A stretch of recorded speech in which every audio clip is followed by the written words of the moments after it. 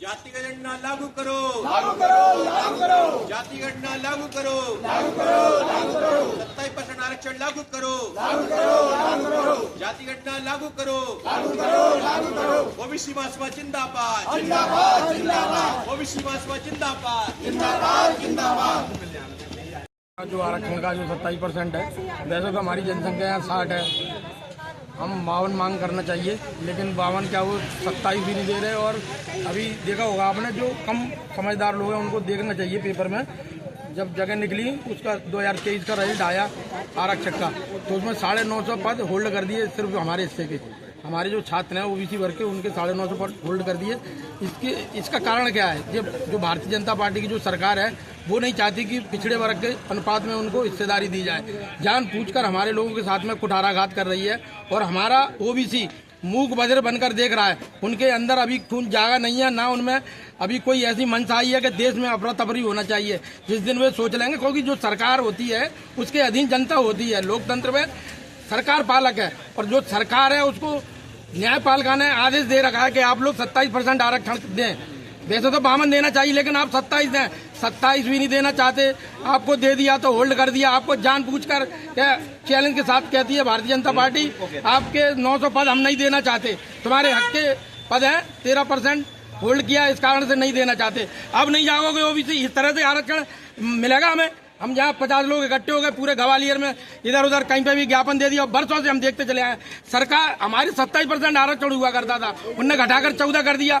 OBC नहीं जाग रहा। ओबीसी कब जागेगा? जब 13 भी खत्म हो जाए तो नहीं जागेगा, क्योंकि इनको अपने एहसास ही नहीं है। जूते चाटने से कांग्रेस और भारतीय जनता पार्टी के जब तक पिछड़े वर्ग के लोग चापलूसी करते रहेंगे, उनको मालूम है कि हमें जी वोट देंगे और इनके लड़कों का, इनकी बच्चियों का हम कत्ल करेंगे, उसके बाद में भी वोट मिलता है। क्योंकि हमने देखा है सरकारें बनी है, आरक्षण का मामला आज का नहीं है, लगातार 30 वर्ष से बीपी सिंह के टाइम से चला रहा है।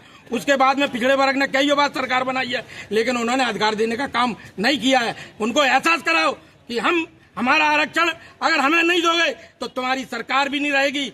अगर तुम लोकतंत्र की बात नहीं मानोगे तो कानून अपने हाथ में हम भी लेना जानते हैं। 60% आबादी है मध्य प्रदेश में ओबीसी की।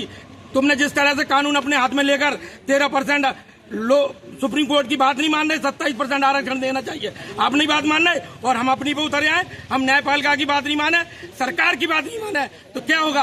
क्रिया की प्रतिक्रिया हो गई तो आगजनी होगी, लूटपाट होगी, अफरा तफरी मच जाएगी, देश प्रदेश की अर्थव्यवस्था बिगड़ जाएगी, यहाँ का शासन प्रशासन घुटने टेक देगा। हमको मालूम है, हमारे ओबीसी के लोगों जागो और आप एक झटका दे दो इस प्रदेश में कि सरकार मुंह के बल गिरेगी और घुटने टेकने के लिए मजबूर हो जाएगी। ध्यान करो, आपके छोटे साथी रहे हैं कभी हमारे दलित साथी। 18 अप्रैल में 2 अप्रैल 18 में जब उनके एक्ट में परिवर्तन किया तो क्या हुआ था? 9 लोग हमारे शहीद हुए, लेकिन सुप्रीम कोर्ट और लोकसभा उठने घुटने टेक दिए थे उनके सामने। ऐसा कुछ करो तभी जे आपके सामने घुटने टेकेंगे, वरना ये मानने वाले नहीं है। इस तरह से समय बर्बाद नहीं करो और इनको मुंह तोड़ जवाब दो। जिन्होंने न्यायपालिका की बात नहीं मानी है, आप कानून को अपने हाथ में ले लोगे तभी ये लोग मानेंगे, इनको वैसे मानने वाले नहीं है। जा रहा है कि हमें दे रहे हैं, मगर आज तक हमारे हाथ ही नहीं आ पाया। क्यों नहीं आ पाया? कि कहीं से आ रहा है कि ऊपर से उतर रहा है, कहीं से आया तो नहीं है। सरकार क्या देती है? हर जगह जब भी चुनाव हुआ है, जब भी हमारी गिनती हुई है, मगर सिर्फ वोट लेने के लिए। वोटों में हमारी गिनती बराबर चली आ रही है, क्योंकि उन्हें वोट लेना और अपनी सरकार बनानी है। अगर हमने वोट देना बंद कर दिया तो सरकार ठप्प रखी रह जाएगी।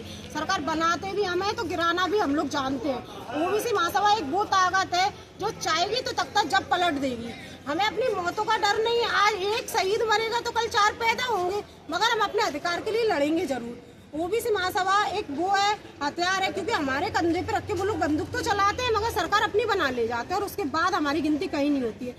आज ये नहीं है कि हम लड़ रहे हैं, हमारे बच्चियां, हमारे बच्चे, हम लोगों को ना तो कहीं कोई भी सुविधा हम लोगों तक आ नहीं पाती है। बता देते हैं, कई बड़ी बड़ी सभाएं होती है, वहाँ कह देते हैं कि हमने सरकार ने बच्चियों के लिए इतना लागू किया है, बच्चों के लिए किया है, मगर आज तक वो चीज़ मिल क्यों नहीं पाई है? जगह जगह हम लोग ज्ञापन दे रहे हैं अपने आरक्षण के लिए, और आज हम लोगों ने ज्ञापन दिया कलेक्ट्रेट ऑफिस ग्वालियर में, मगर हम यही चाहते हैं कि हर जगह पर अभी तो कोई आंदोलन नहीं है, कोई लोग नहीं है, इतना बड़ा आंदोलन करेंगे कि लोगों को दिखाई देगा, सरकार को दिखाई देगा और सरकार को घुटने के भर आना पड़ेगा।